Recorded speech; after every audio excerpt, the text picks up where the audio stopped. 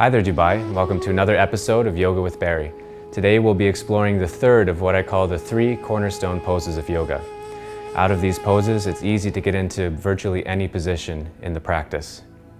Today we'll be exploring balasana, or child's pose. Bala is the Sanskrit word for child.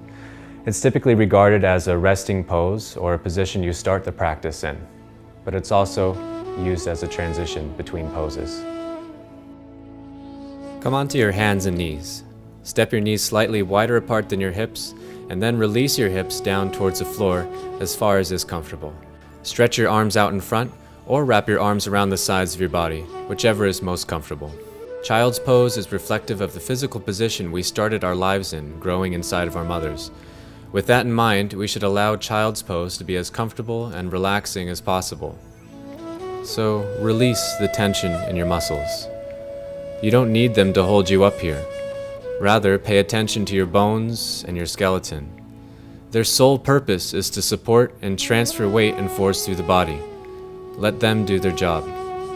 Practice letting go through your breath, and you'll soon feel the sensation of stress and tension melting out of your body. Take some slow, deep breaths. Feel how the gentle pull of the diaphragm expands the area inside of the chest, and feel the air rush in. As you exhale, release the diaphragm, the part right at the bottom of the rib cage. Feel the lungs return to their normal shape and the air gently pushed out of your lungs. Try to do this with as little effort as possible.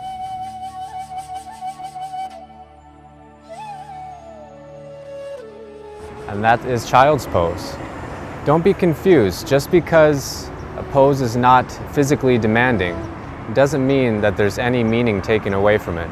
Child's pose can still be a very powerful pose to put yourself in if you have the right mindset. To end this week's video, we'll finish with a little thought for today.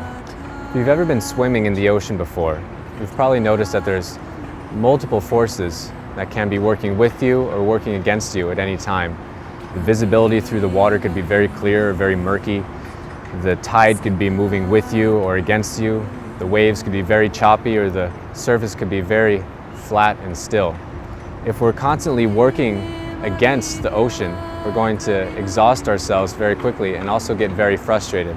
We have to work along with the present situation that's presented with us. Whatever is presented to us during the day, driving to and from work, and our relationships with others, at our jobs, at home, even the weather. If we're trying to fight against what's constantly changing in the world, to constantly go in line with what we would prefer, we're going to quickly exhaust ourselves and become more stressed out.